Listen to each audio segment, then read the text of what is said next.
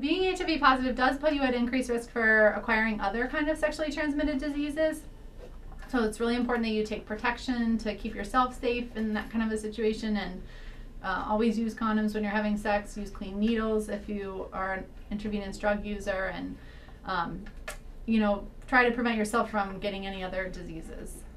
Certain cancers sometimes can be related to HIV, so we monitor men and women for different types of cancers: cervical cancer, prostate cancer, lung cancer if they have a history of smoking, and lymphoma. That's a blood cancer that we can monitor as well. Sometimes that can present with blood test results, abnormalities, and swollen glands. Some other things associated with HIV disease are some people have concurrent, like hepatitis C.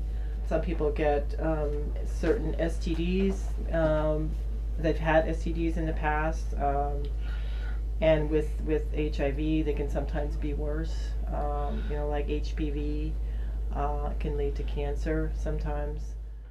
There's various other illnesses and diseases that can be affected greatly by being HIV positive and by having your immune system compromised, and you just have to be very careful of some of those diseases. Some of the simple diseases or sicknesses like the flu,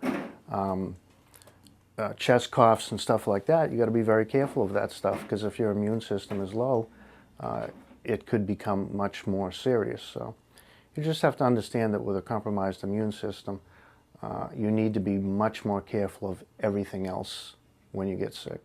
HIV puts you at risk for for complications and for other illnesses, but the reasons for it are different.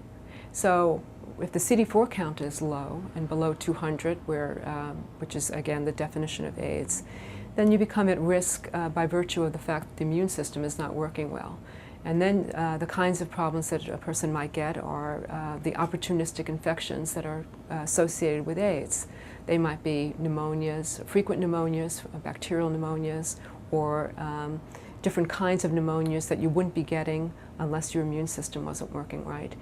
You can get infections of the brain, of meningitis. There's a whole slew of types of infections.